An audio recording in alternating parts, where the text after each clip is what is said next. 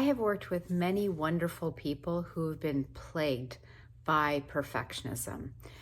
Want to talk about how to get over that? I really want to start though with something that might be hard to hear if you're a perfectionist, which is that perfectionism is illogical.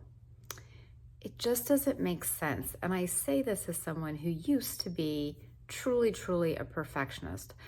The problem that I found over years is that, well, I don't know if it's a problem, right? Let's go with it's a reality. There is no such thing as perfect, because what's perfect to you is not necessarily what's perfect to your boss or your supervisor. It's not necessarily what's perfect to your partner. So the person you're trying to be perfect, or the product you're trying to put out to be perfect, is your interpretation and belief of what perfect is, which doesn't make it empirically so.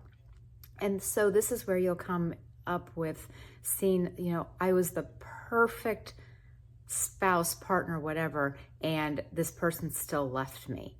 Well, you were perfect. That just didn't work out, is the reality of it. But if you want to talk in terms of perfect, it's that maybe perfect for them meant something different than what you were aiming to achieve. I guess in that one, you could just try to figure out what is it that the other person really wants. But I'm nervous about giving that advice, because you're not trying to be someone else just to be with another person, right? You have to be true to yourself.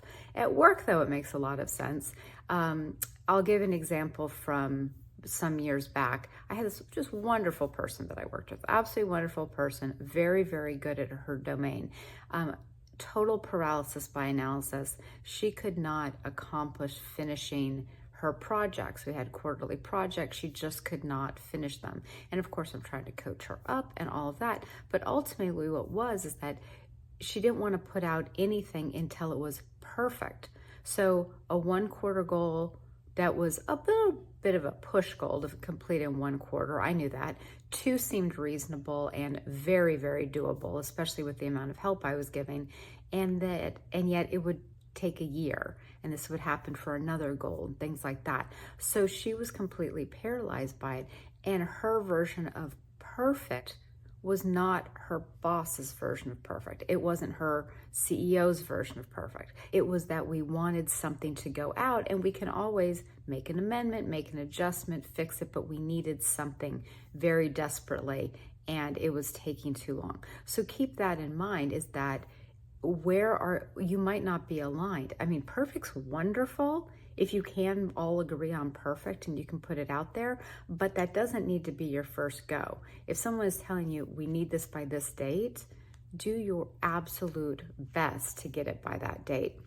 And I would go with this. I think that I would say to someone, like my kids or whomever, is like, being perfect is not really the goal. Be awesome. Because you can't really fail at aiming to be awesome. Every day that you try to do a better job, be a better version of yourself, be the best colleague, the best friend, the best whatever, the kindest person, greet people, whatever it is, if you're just go around life going, how could I be even better today? I just want to be awesome. Then you don't have to worry about perfect, because you're doing the best that you can. I do have a quote from Jordan Harbinger. Well, I won't go into the quote, but what he was saying to overcome paralysis by analysis is just to take a step and to think about it. I had a video called Don't Make a Plan B. It's the same sort of idea. Put something out there, do something, get the feedback. And now I also just did a video on getting feedback and criticism. So get the feedback and then pivot, make a change in your plan, whatever it is. So you put out, a plan for how you want to run your department, and you think it's really good, but it might not be perfect. No, of course it's not. The people you put the plan to are going to have their own opinions. You'll pivot based on that. And it's this iterative process. If I could teach anyone a thought process, it would be iterative. Just go in, do something, pivot based on feedback, pivot again based on feedback or results, pivot again based on results. It's cool. Just keep on trucking. And that's it. So I know it sounds like I'm making light of perfectionism as a thought process. I'm not. It's debilitating. It is very, very, very difficult. And I just really want to encourage you that if you are a perfectionist, just start with the thought that maybe perfect doesn't even exist. And how can you just do your best? And just is used really lightly there, because doing your best is literally all you can do. That is the best you can do. I hope you do great.